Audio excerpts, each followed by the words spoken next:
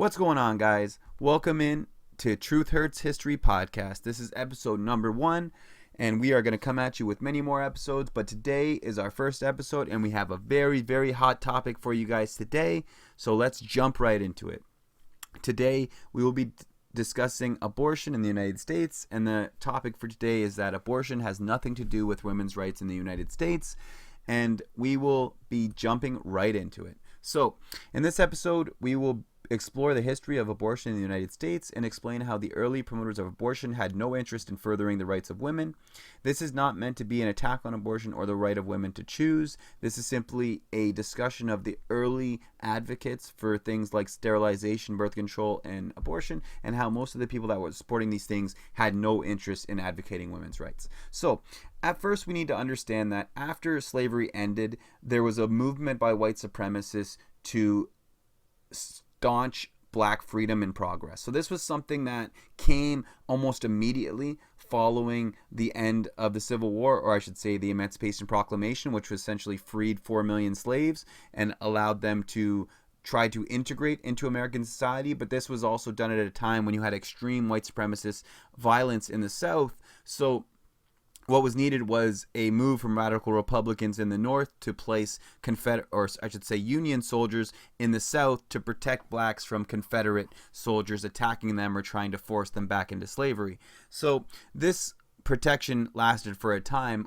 From about 1865 to 1873, there was support from organizations known as the Freedmen's Bureau that came in and established socioeconomic policies and incentives that allowed these communities to thrive and become kind of independent farmers and capitalists, right? But after this time, this feigning support ended, and this feigning support actually hid a harsh reality that white supremacists truly believed that blacks would not survive on their own. So they believed that if left simply to their own, to farm on their own, given their own land, had no help from whites, that blacks would simply die off. This is what white supremacists believed at that time, and this is what they believed all the way up until the early 1900s, about late 1890s. And at that time, they came to the realization that blacks are not dying off. They're actually starting to thrive in American society. And so white supremacists decided that they needed new methods to eliminate the people that they seen as racially inferior in American society and that they thought were downbreeding the American population. So this led towards the birth of corporate racism and the eugenics movement in America. So what we first must understand is that slavery, the largest benefactors from slavery was not individual planting elites. It was corporations. Corporations like the Southern Railroad Company owned 50,000 slaves by 1865.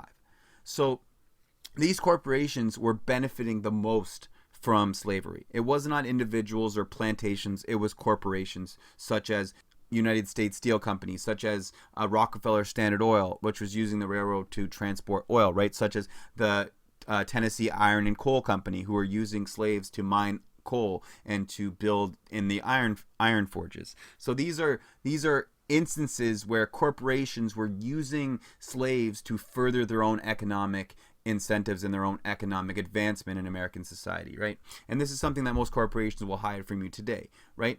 But this is something that needs to be fully understood. And it's so important to this argument that we are going to make today and to many arguments that I will make in further podcasts. But what must be understood is that these elites that controlled these corporations thought of blacks as slaves and as a labor force. So once that labor force was no longer able to be utilized by them, they saw them as a problem. So this was no longer a people that could be utilized to further American economic, driving economic progress. This was a group that was now going to hold back American society according to these eugenicists and white supremacists. So they thought that blacks would revolt against white supremacy, or I should say against white society for the injustices of slavery. So this is something that they would argue, and this is why there was a big back to Africa movement. So a lot of these wealthy corporate elites at this same time, when they thought, hey, maybe we'll leave the blacks to themselves and they'll just kind of die off, there was also this thought that, hey, maybe if we kind of give them ships to sail back to Africa, then they'll just get on the ships and go back, and we won't have to worry about them. We won't have to worry about them revolting against the white population for the kind of history of complete exploitation and abuse that was carried out against them for centuries. This is something that many white elites and corporate elites feared more than anything. So this is why they pushed certain movements like the Back to Africa movement, and this is why they also pushed things like the convict leasing movement, which would come to replace slavery and would be a system that was much worse than slavery in many instances. So convict leasing was the solution for the loss of free black labor for corporations. So what they did was they brought in these policies that essentially forced people to give documentation stating that they had a job. So this was known as the vagrancy laws. So they started to push these policies, which basically entrapped many blacks in American society because they couldn't get jobs. Many whites wouldn't give them jobs. They couldn't get kind of steady work, so then they would be unemployed, and if they were unemployed, they would be considered vagrants. They would get a fine, and this fine would then send them to a convict leaser who would put them basically back into slavery. And this was a system that there was hundreds of different laws put on in the Jim Crow South, but also in the North as well, that started to kind of fuel what I like to refer to as the plantation prison system, and what eventually grew into the corporate prison industrial complex, right? So this was all created at the behest of corporations in order to replace this forced black labor force that had been freed following the Emancipation Proclamation. So the other biggest fear from white supremacists was that these blacks would then start mixing with whites and would create a racially mixed society. And this was something that white supremacists were going to defend, or I should say to prevent at all costs. So what we now need to look at is how Charles Davenport and the American Eugenics movement became the kind of driving factor, or I should say the kind of jumping point for many of these white supremacists to now kind of jump into science and try to have their racist ideologies backed by some sort of pseudoscience, so then they can justify their racism towards the American society, right? So these white corporate elites began to fund research that justified slavery and racial exploitation based on evolutionary pseudoscience. So this was known as eugenics movement. It was social Darwinists that started arguing this, starting with a few eugenicists in Britain, and these eugenicists started to push these policies that became kind of looking at people based on their craniums, based on their kind of noses, basically based on their facial features and how and their skin tone, and they judged that to basically base people of how close they were to animals, and this became known as kind of social Darwinism or eugenics, and this created the early kind of arguments by pseudoscientists that would try to justify the fact that blacks were racially inferior, try to argue that whites were this kind of more civilized, more superior beings. Anyway, this was all pseudoscience being pushed by corporate elites at this time, right? So this led to the creation of the Eugenics Records Office at Cold Spring Harbor in New York in 1910.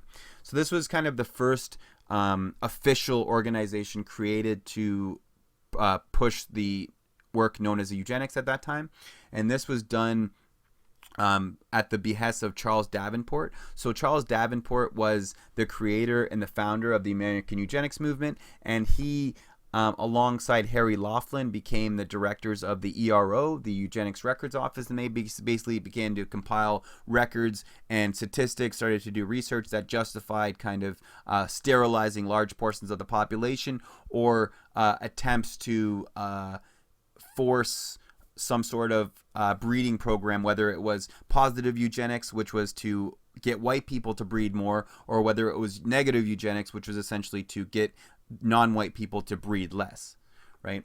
So Charles Davenport is known as the founder of the American Eugenics movement, and Davenport was good friends with corporate elite families, and the majority of the funding for the ERO came from John Harvey Kellogg, the creator of Kellogg's cereal, and the Harriman family, who was also large supporters of the railroad industry, and they were large benefactors of the steel industry.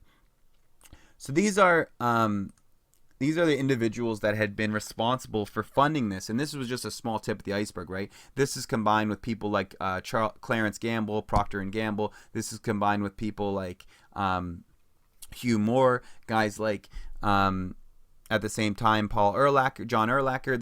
These are all these individuals that are working for the United States government, that are working for giant corporations. The heads of most of the big corporations at the time were all in on this plan, right? These were all people that worked together. They all had the same beliefs. They all had a fundamental kind of eugenic ideology, or I should say kind of a white supremacist ideology, that led them to accept eugenics as, I should say, the best way to deal with what they were referring to as the Negro problem at the time.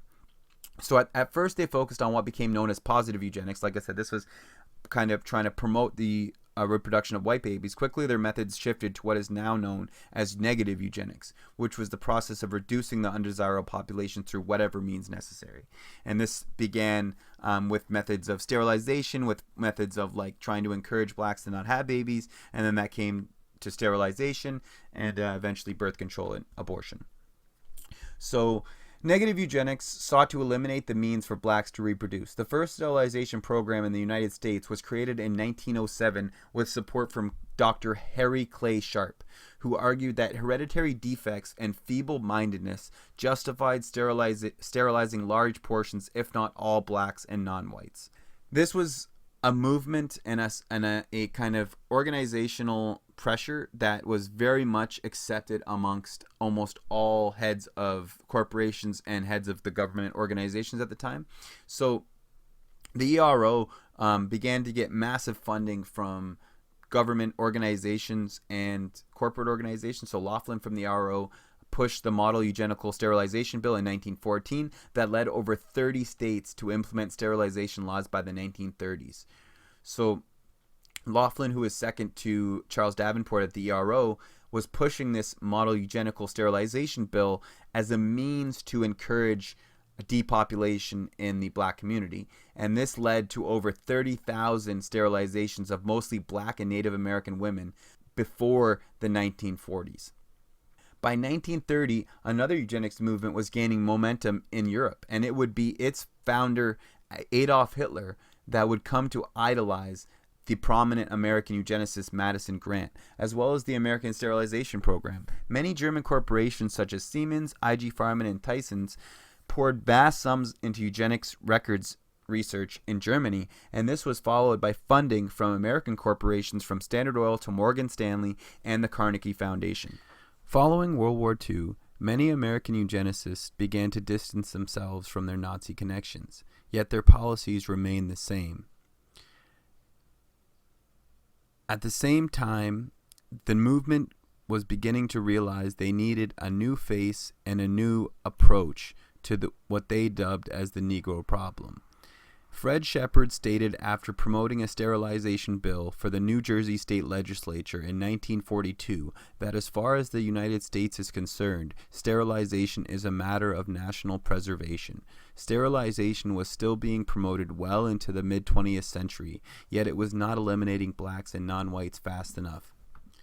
In order to speed up the process of reducing the population of undesirables in the United States, this new movement began to intermingle itself with the feminist movement. This connection created a weird intermingling of beliefs, one that saw birth control as a positive for women to eliminate unwanted pregnancy, with the hope that those who would want to eliminate their babies would be non-white. The leading feminist that pushed this philosophy was Margaret Sanger, who wrote to fellow eugenicist Clarence Gamble, heir to the Procter & Gamble fortune, that we do not want word to get out that we are trying to exterminate the Negro population. She further stated that birth control was meant specifically for population control and not to facilitate a woman's right to choose.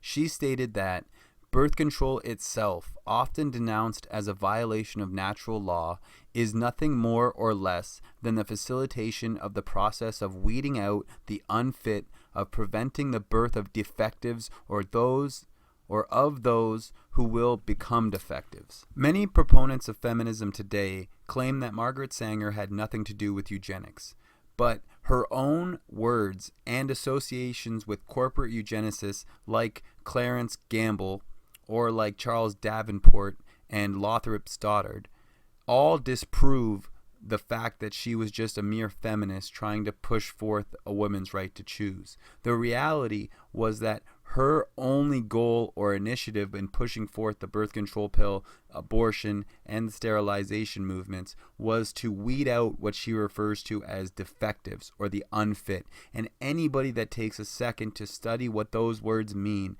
you will come to the conclusion that she means non-whites.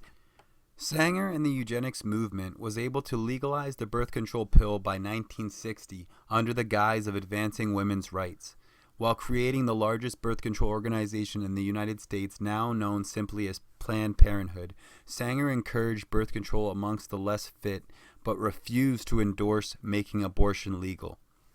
Now catchphrases such as family planning and population control justified a direct move to push birth control and eventually abortion almost entirely onto the non-white populations of the United States, primarily blacks and Native Americans. It is no coincidence, as noted by U.S. Congressman Clement Zablocki, that the senators who most aggressively advocate for family planning are the same senators who are most known for their anti-civil rights positions.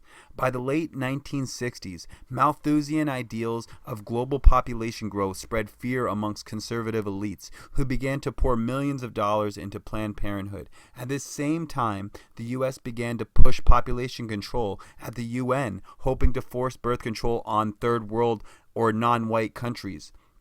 The president of Planned Parenthood in 1970, Alan Guttmacher, stated that if the U.S. goes to the black man or the yellow man and says, slow down your reproductive rate, he is suspected of trying to keep the white man dominant in the world. But if you can send in a colorful UN force who have much better leverage, if it is done by the UN, it is not considered genocide.